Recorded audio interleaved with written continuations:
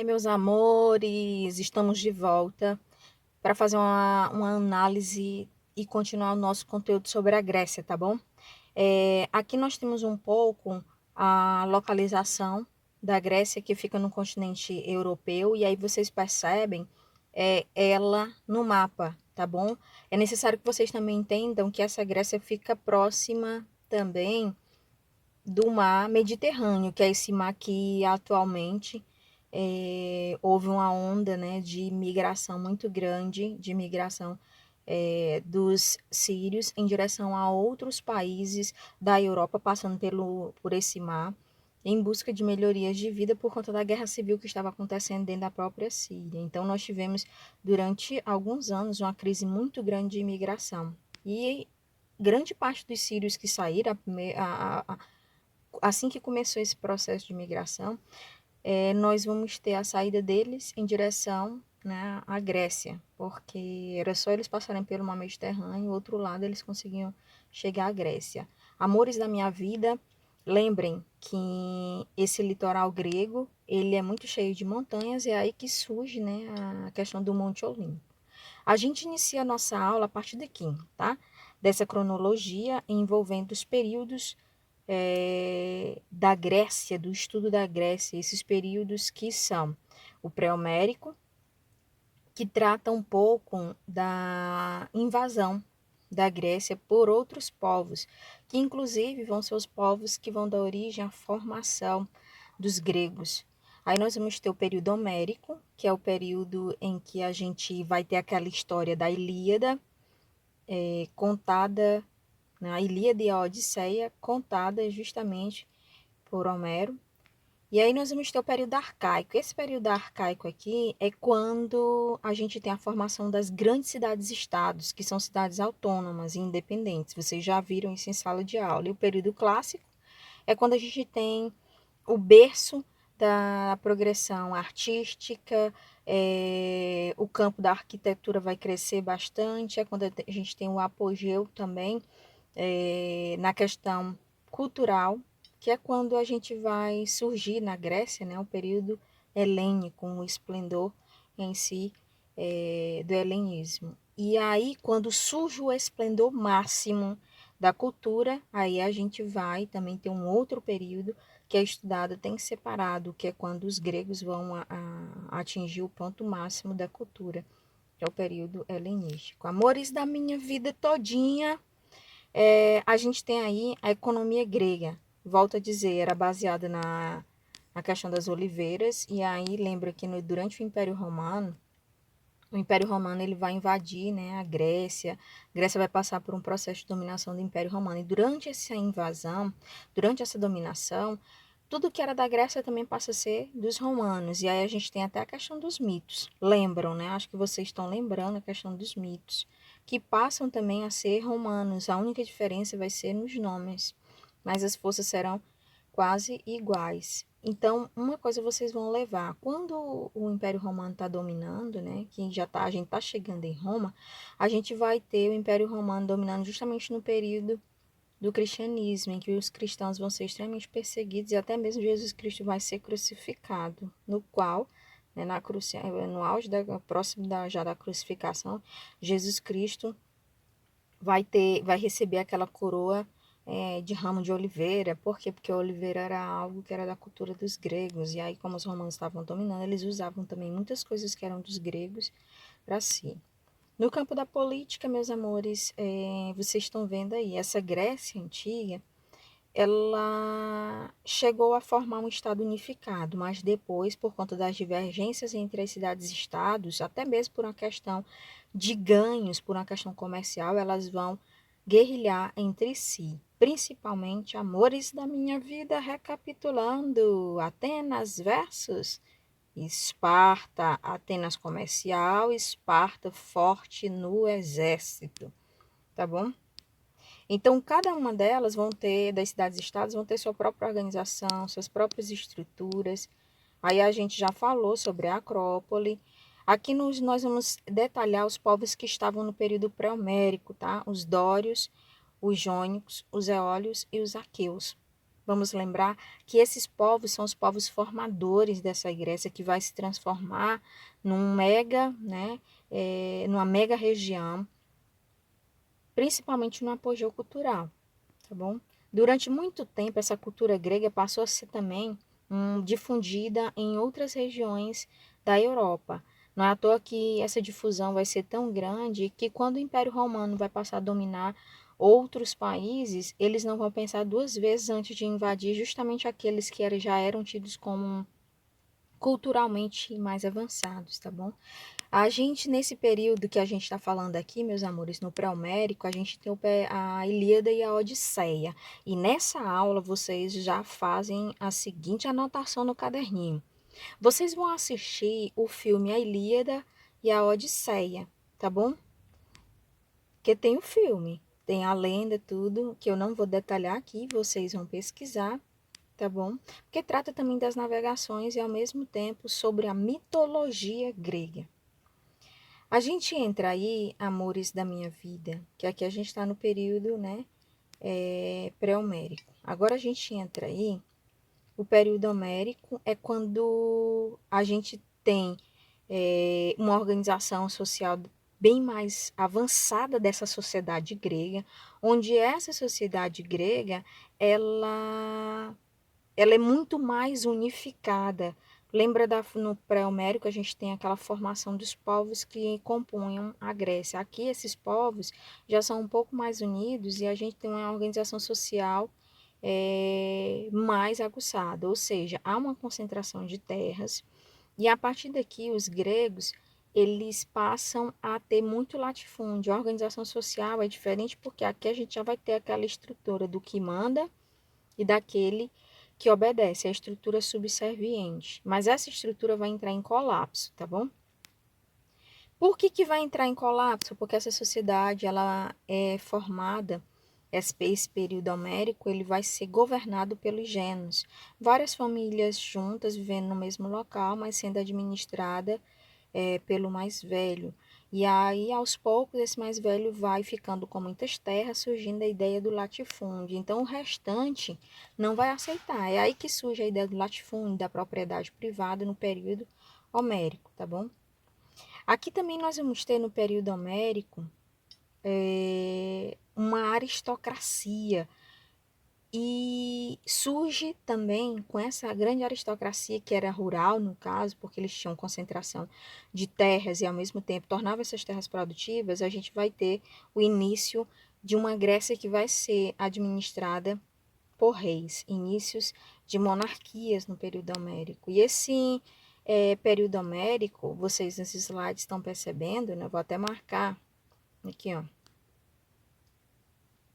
para vocês perceberem.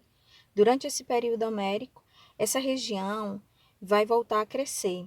Já quase no final do período homérico, porque no início a gente tem uma regressão, uma centralização de terras, principalmente nos gênios. A partir desse momento em que as pessoas se revoltam contra a dominação de quem tinha mais terras, a gente tem um problema no campo, porque há uma falta de progressão de produção no campo, então a população crescia, mas o campo não produzia, porque estava todo mundo revoltado com a concentração de terras na mão de poucos.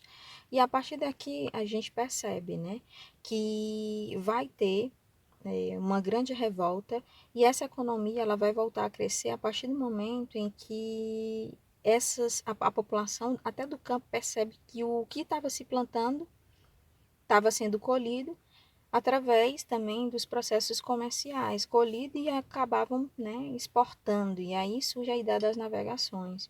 Então, quando essa população do campo percebe que está escoando toda a produção, aí a gente vai ter um crescimento durante já o término do período homérico, que é a ideia do comércio, a exportação do que eles estavam produzindo no campo, passam nos gêneros, principalmente entre os gêneros, passam a ser exportado.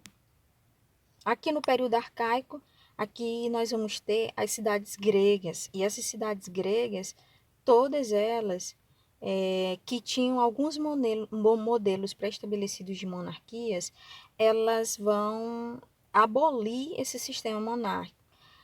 Ou seja, Qual é a diferença no período arcaico? No período arcaico, a diferença vai ser porque os grandes que governavam vão deixar essa estrutura monárquica, que era uma estrutura que vários governavam. Como assim vários governavam? Cada cidade-estado tinha seu governante, por isso que vários governavam. Era como se a gente tivesse várias Grécias dentro de uma Grécia por conta da autonomia das cidades-estados. A partir daqui a gente tem um governo só de um, subdividido, né? Aí por uma elite que governava. Claro que a gente ainda continua com a aristocracia governando, mas não com o modelo monárquico. Aqui é o governo só de um, que nesse caso, porque a monarquia, gente, a monarquia na Grécia, ela não era um governo somente de uma pessoa, tinha todo uma quantidade de pessoas que ajudavam a monarquia a administrar. A gente aqui no período arcaico, a gente vai falar um pouco da estrutura de Atenas. Essa Atenas vai ser uma das cidades-estados que menos vai querer esse modelo de administração, porque na visão de Atenas está na hora da população ter direito dos seus próprios governantes e a partir daqui surge uma ideia de uma democracia e não mais da aristocracia, dos grandes mandando, administrando as cidades-estados, porque enquanto as cidades-estados tinham abolido o regime da monarquia para continuar o governo só de um, mas a aristocracia praticamente continuando no poder, que é no período, né, que vocês já viram aí, arcaico, aqui nós vamos ter, no mesmo período, Atenas se diferenciando das cidades-estados. Ela vai abolir a monarquia, mas em compensação vai dar início à democracia. Esparta, como eu já disse, Esparta é inimiga de Atenas. Elas se entendem em um determinado momento, mas em outro elas se desentendem. Ela tem uma sociedade estratificada e se caracteriza por ser uma sociedade muito guerreira. Diferente de Atenas, Atenas era muito competente na questão comercial. Esparta também tinha a questão comercial muito forte de exportação, mas Esparta tinha algo que Atenas não tinha, exército forte. A formação dos meninos, lembrem que os meninos iam para as escolas de guerra, eles saíam dos berços das mães, do seio familiar aos 7 anos. Aos 14 anos, esses meninos já tinham que ser soltos para treinar, e aí muitas vezes eles matavam até os escravos, porque eles tinham que testar a força deles. A partir dos 18 anos, eles já estavam aptos a fazer parte dos exércitos espartanos, que eram os exércitos mais temidos daquela região, tá bom? Atenas e Espartas, elas tinham momentos diferentes, né? Como eu já falei das estruturas, e elas mostravam estruturas hegemônicas diante das outras cidades-estados. Gente, todo mundo lembra que em sala de aula nós já havíamos falado sobre o domínio dos gregos pelos persas. A partir daqui, a gente entra num outro momento, onde essas cidades-estados, elas vão ter que se unir por conta das invasões. E é aí que Atenas, que era inimiga de Espartas, vão se unir, tá bom? Contra a invasão dos persas. Essa Grécia vai ser invadida pelos persas e as cidades-estados vão começar uma era de enfraquecimento. Então, Atenas percebendo, porque a primeira guerra os persas vencem de Atenas. Então, Atenas percebendo que se essas cidades-estados todas não se unissem contra o invasor persa, todas elas iriam ser engolidas. É aí que pedem ajuda a Esparta, que era aquela líder na questão militar. E Esparta vai ajudar. Aí nós vamos ter, né, as vitórias vindo por conta do grande exército espartano. Deu para entender aí, né? Tudo isso no período clássico. A política em Atenas, os atenienses experimentaram essas formas aí que estão em azul, de administração ou de organização social, a monarquia, a oligarquia e, nesse caso bem aí, a timocracia. A oligarquia, todo mundo sabe que, nesse caso, a oligarquia era um governo de várias pessoas. Nesse caso, em Atenas, composto por 9 arcontes. A monarquia, governo onde o rei centraliza suas ações, tá bom? E a timocracia também está aí formado pelos mais ricos, ou seja, eram aquelas pessoas que administravam por conta do que tinham, dinheiro, centralização de riquezas. Aí nós vamos ter os modelos, né, de governos tiranos, onde o chefe ele governava com poder ilimitado. Qual a diferença de um poder monarca com poder tirano? Porque a monarquia ela não usa muitas vezes da força para consolidar o que ela quer. Já o governo tirano, ela utiliza da força e da repressão, muito mais do que os governos monárquicos nessas estruturas da Grécia. Aí nós temos a democracia, que é o último apelo de Atenas, quando a gente tem a reformulação da estrutura social de Atenas. Tá bom? Quem é que participava da democracia ateniense? Porque parece assim, Atenas inicia o processo da democracia e ela se torna plena, todo mundo vai ter direito a participar dos governos. Não era assim, tá bom? Nem todas as pessoas participavam da estrutura governamental. Então, era uma democracia diferente da que hoje nós temos, que nós escolhemos nossos governantes. Para os gregos, o cidadão era quem estava envolvido com a defesa militar da cidade. Então, quem não estivesse envolvido com a defesa das cidades não poderia ser considerado cidadão. O conceito de cidadão, nesse momento aqui, na Grécia, estava muito mais ligado à questão do nacionalismo, de defesa da sociedade-estado. Mulheres, na sociedade ateniense, principalmente, eram inferiores aos homens. Então, mulheres, crianças, escravos estrangeiros estavam excluídos da questão democrática, diferente de Esparta, em que as mulheres assumiam o controle dos negócios dos homens, dos maridos, quando estes iam para as guerras. Então, no geral, as mulheres espartanas elas tinham muito mais direitos, elas tinham muito mais viviam numa sociedade onde elas tinham muito mais aceitação do que a sociedade ateniense, onde elas já eram tidas como inferiores aos homens, eram ensinadas a serem realmente do lar. Aqui nós vamos ter as características desses povos, tá bom? Atenas, sociedade dividida em 5 classes, que a gente já viu em sala de aula, a gente está retomando o conteúdo.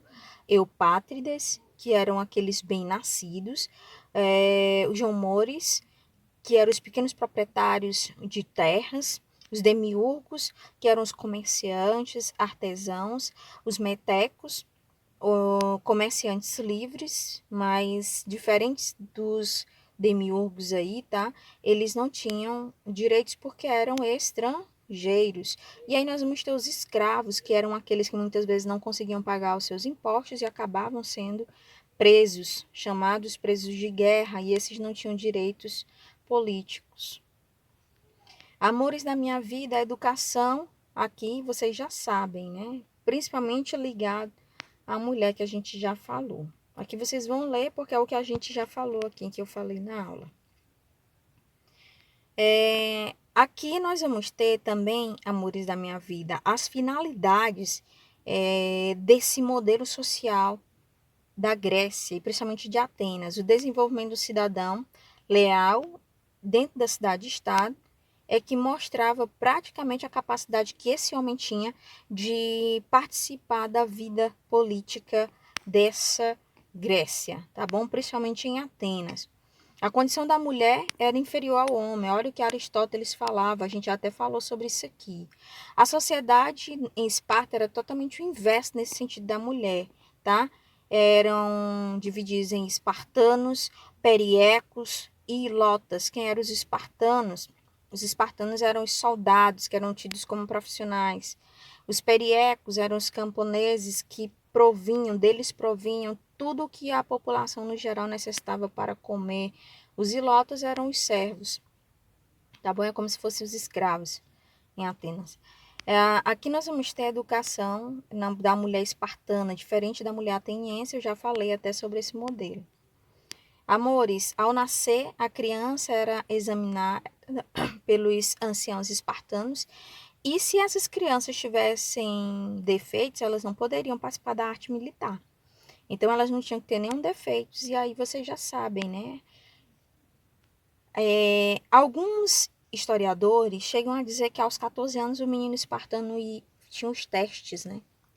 Mas assim, em alguns outros se coloca esse menino com 12 anos. Mas, gente, com 12 anos, os meninos iam para montanhas para saber se ele conseguia sobreviver. Matas fechadas, eram soltavam os meninos de 12 anos para saber se eles tinham essa resistência. Alguns iam, ficavam nus. E aí a Grécia é um país que não é como o Brasil tropical. Em alguns momentos do ano é frio. Então esses meninos davam até hipotermia, né? Então, no geral, aos 60 anos, é que esse cara que estava no serviço militar, ele poderia, como se no mundo de hoje, se aposentar, ele se tornaria um ancião e fazia parte da Jerusa, que era o conselho de administração, tá bom? Os homens do exército espartano só podiam casar a partir dos 30 anos, então, se tivesse menos dessa idade, não podia casar. Aqui vocês vão fazer essas atividades, eu vou até, ó, tentem fazer em casa essas atividades e qualquer dúvida vocês vão passar para mim, para que eu possa estar fazendo uma videoaula falando sobre as dúvidas de vocês. Aqui eu paro na tela essa segunda atividade aí. Aqui é o básico. Tá bom? Meus amores, a gente fica por aqui. Eu inicio daqui a pouco mais uma videoaula com outros slides, tá bom? Beijos. Tchau.